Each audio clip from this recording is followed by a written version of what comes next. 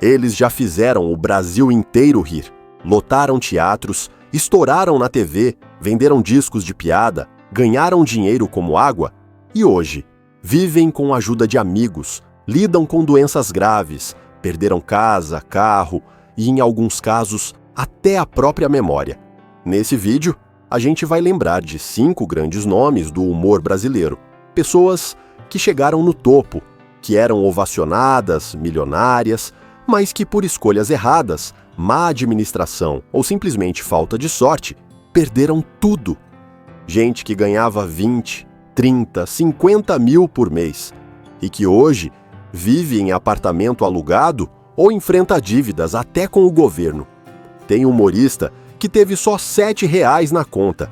Teve um que foi internado mais de 10 vezes, outro que perdeu bens, saúde e está tentando vender o próprio sítio para sobreviver. É um vídeo para rir de nervoso e refletir, porque por trás do glu-glu, da careta e da gargalhada também tem dor, descuido, arrependimento. E para começar, vamos com ele, o maior gênio do humor da nossa história, que torrou uma fortuna com cavalos, luxos e cheques sem controle e deixou uma dívida de R$7 milhões para trás. Chico Anísio foi, sem exagero, o maior humorista da história da televisão brasileira. O cara criou mais de 200 personagens, dominava o palco, o texto e a audiência. Era gênio. Onde ele aparecia, era sucesso. Teve programa próprio, estava sempre na Globo, fazia especial atrás de especial, além de show, rádio, dublagem, uma verdadeira máquina de criar risada. E, como não podia deixar de ser, também foi uma máquina de ganhar dinheiro. No auge, anos 70, 80 e boa parte dos 90, Chico vivia com fartura. Estimativas apontam que ele acumulou mais de R$20 milhões em patrimônio. O cara tinha fazenda, cavalo de raça, casa boa, viagens, tudo do bom e do melhor. Chegou a manter mais de 70 cavalos no Haras pessoal. Só para cuidar dos bichos era um gasto enorme por mês. Só que não adiantava ganhar bem se o dinheiro saía mais rápido do que entrava. Chico mesmo dizia, nunca soube poupar. Ele torrou dinheiro com gosto, gastava com tudo, comida para os amigos, festas, presentes caros e até com fast food. Tem uma história famosa. Ele foi num drive-thru e gastou R$5 mil de uma vez, só porque estava com vontade de bancar para os outros. E mais, chegou a usar até 5 talões de cheque por dia. Isso mesmo, por dia. Mas a fase boa passou. Com o tempo, os convites foram diminuindo, a idade pesando, os problemas de saúde vieram e o rombo financeiro também. Mesmo com tanto sucesso, Chico deixou um problemão para os herdeiros. Quando faleceu, em 2012, todo mundo achava que ele tinha deixado um baita patrimônio. Mas o que veio à tona foi uma dívida de R$7 milhões, incluindo impostos atrasados e desvalorização de bens. A viúva dele, Malga de Paula, revelou depois que teve que voltar a morar com os pais, tamanha era a situação. E o testamento, que era para organizar tudo, virou uma briga judicial entre ela e os 8 filhos. Teve até disputa no tribunal por causa dos direitos autorais das obras dele. Chico morreu sem ver esse caos todo resolver. E o mais triste, deixou mais problema do que segurança para a família. Tudo porque, mesmo sendo um gênio no humor, não soube cuidar do dinheiro. Ele nos fez rir por gerações, mas a história dele também deixa uma lição séria. Fama e talento não são garantia de estabilidade. E falando em risada fácil, o próximo humorista era mestre nisso. Tinha voz de radialista, piadas de duplo sentido e fazia sucesso até com disco de piada proibida. Mas, quando a saúde falhou, a grana foi junto. Costinha foi aquele tipo de humorista que não tinha medo de exagerar. Seu nome verdadeiro era Lírio Mário da Costa, mas ninguém chamava ele assim. Era Costinha, o rei da piada proibida, do humor escrachado, das caretas impossíveis. Nos anos 70 e 80, ele era febre. Vendia milhares de discos com piadas que hoje nem passariam pela censura da internet, quanto mais da TV. Só que naquela época o proibido vendia, e muito. Seus LPs, como O Peru da Festa e As Proibidas do Costinha, estouraram. E além disso, ele estava na televisão direto, em programas de auditório, quadros humorísticos, filmes. Você ligava a TV e lá estava ele, com aquele bigodinho e a risada esganiçada. Não dá para dizer exatamente quanto ele ganhou, porque os números não eram divulgados como hoje. Mas o que se sabe é que Costinha viveu bem durante muito tempo. Morava no Rio, tinha seu apartamento em Copacabana, fazia show pelo Brasil inteiro e era presença carimbada nos palcos e nas telonas. Estava sempre com um público lotado, ganhando dinheiro bom. Mas aí a idade chegou, e com ela, os problemas de saúde. Costinha fumava muito, muito mesmo, e isso cobrou o preço. Nos anos 90, foi diagnosticado com enfisema pulmonar, doença pulmonar obstrutiva crônica. Mesmo com o diagnóstico, ele não largou o cigarro. Resultado? Mais de 10 internações nos últimos 2 anos de vida.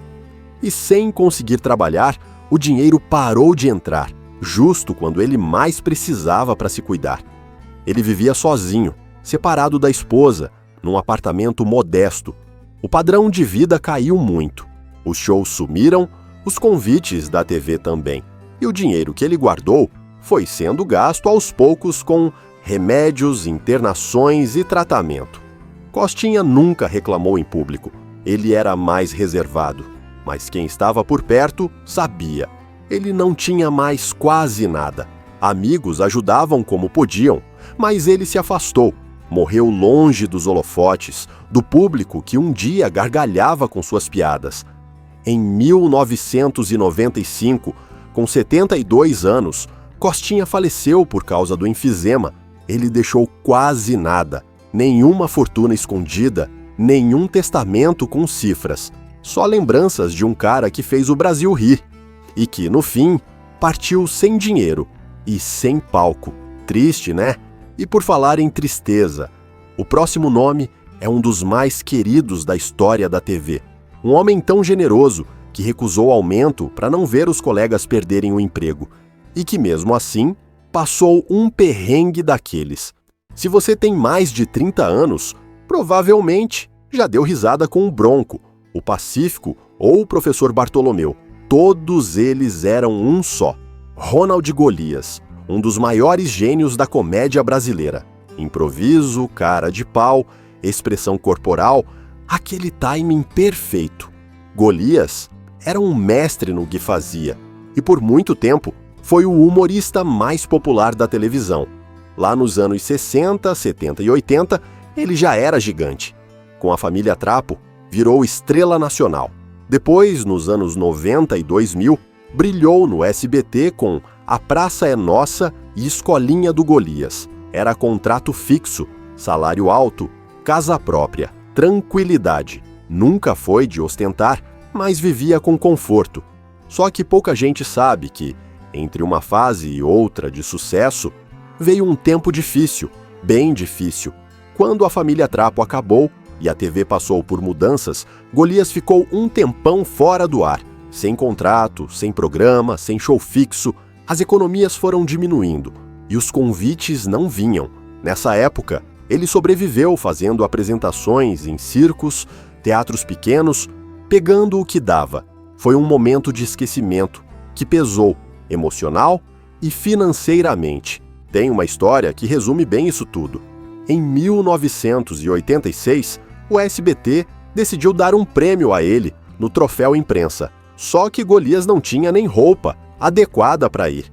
Disse para o Silvio Santos: "Silvio, nem smoking eu tenho." E sabe o que Silvio fez? "Passa na minha casa que eu te empresto um." Golias foi lá, pegou o smoking e foi receber o prêmio. E o mais curioso, depois brincava dizendo que continuava usando aquele mesmo terno por anos. Simples, sem vaidade. Mas por trás do bom humor, tinha uma realidade dura. Ele estava sem dinheiro até pro básico. A boa notícia é é que Golias deu a volta por cima. No fim dos anos 80, voltou com tudo. Ganhou o programa próprio, reconquistou espaço no SBT e ficou lá até os últimos dias de vida. Morreu em 2005, aos 76 anos, com reconhecimento e estabilidade. Mas aquele período de baixa mostrou que até um gênio da TV pode passar apuro e que talento sozinho não garante segurança. O Brasil nunca esqueceu Ronald Golias, mas talvez muita gente nunca tenha sabido que ele chegou tão perto de perder tudo. E se esse caso te deixou tocado, espera até ouvir o próximo, porque teve humorista que depois de fazer fortuna, chegou ao ponto de ter só R$7 na conta bancária. Nos anos 80 e 90, era impossível ligar a TV e não topar com o Sérgio Malandro, um dos reis da bagunça na televisão brasileira. Ele fez sucesso com seu humor infantil e nonsense, dominando programas como Show do Malandro, Hora do Capeta, A Porta dos Desesperados e até dividindo a cena com Xuxa, no clássico Lua de Cristal. Tava em tudo. Fazia filmes, apresentava programa, vendia boneco, gravava disco, dava show pelo Brasil inteiro, ganhava muito, mas muito dinheiro. Malandro já disse que recebia cachês altos, tinha carro de luxo, vivia em mansão e viajava como um astro do rock. Ele mesmo contou, ganhava tanto que perdia a noção. Achava que ia ser assim para sempre, só que não foi. A virada veio nos anos 2000. A TV aberta mudou, os formatos de programa mudaram e o público também. Sérgio Malandro ficou sem espaço nas grandes emissoras, sem programa fixo, sem contrato, sem público infantil e com um estilo de vida caríssimo que ele tentou manter por um tempo. E aí veio a queda. Começou a vender os carros, depois os imóveis, depois as lembranças. Chegou um dia que olhei a conta e tinha R$7 e pensei, e agora? A partir daí começou a fazer o que dava. Animava festas de aniversário, eventos de shopping, circos, coisa que ele nunca imaginava fazer depois de anos de Globo, SBT e cinema. Mas o que talvez mais tenha marcado foi um episódio triste. Um oficial de justiça bateu na porta da casa dele para levar o carro por causa de uma dívida. Malandro teve que entregar. Na hora de ir embora, ele viu que o filho do oficial estava ali e deu de presente um boneco seu. Chorei. Não pelo carro, mas porque vi que eu tinha perdido quase tudo.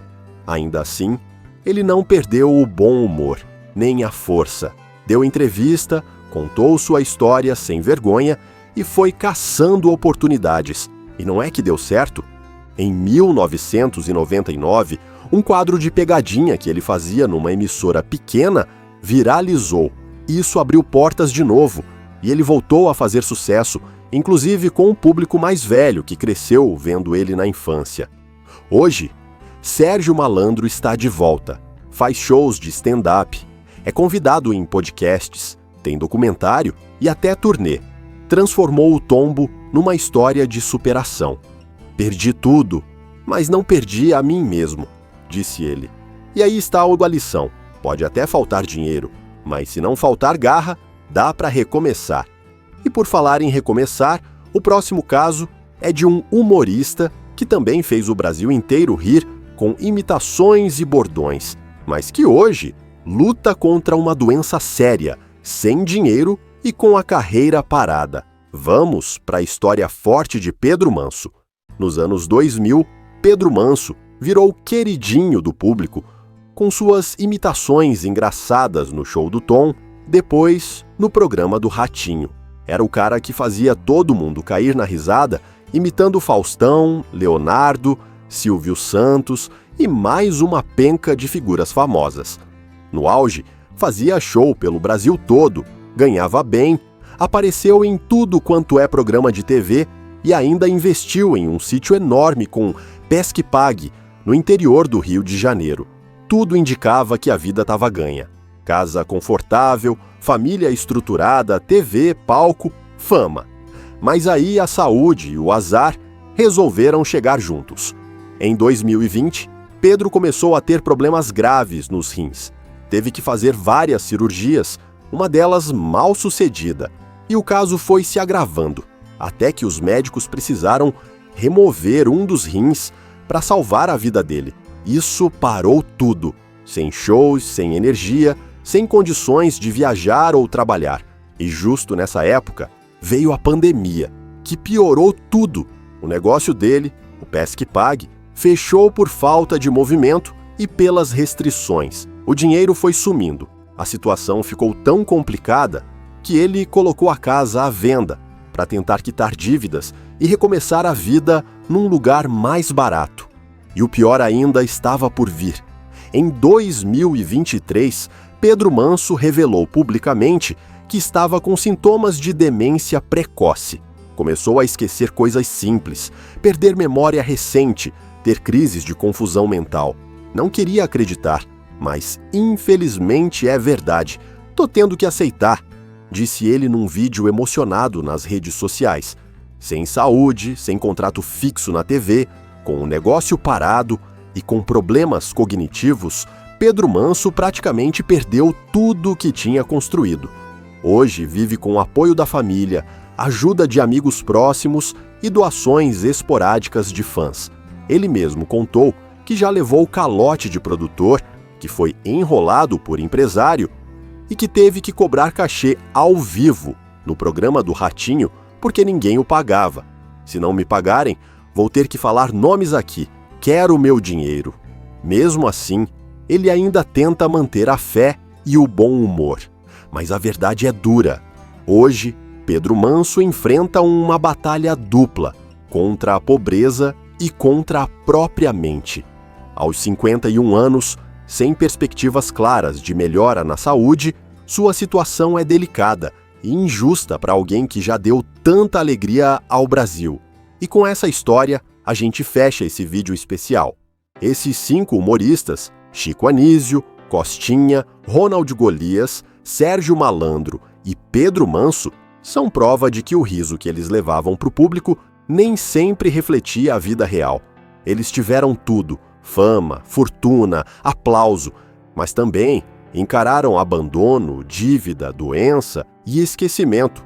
Alguns conseguiram dar a volta por cima, outros não tiveram tempo ou força. Mas todos deixaram uma lição: fama não garante estabilidade e talento não impede tombo. Então, se você gostou dessa história, se inscreve no canal, compartilha e comenta aqui embaixo qual dessas histórias mais te surpreendeu. E até o próximo vídeo, com mais histórias reais, absurdas e humanas como essa.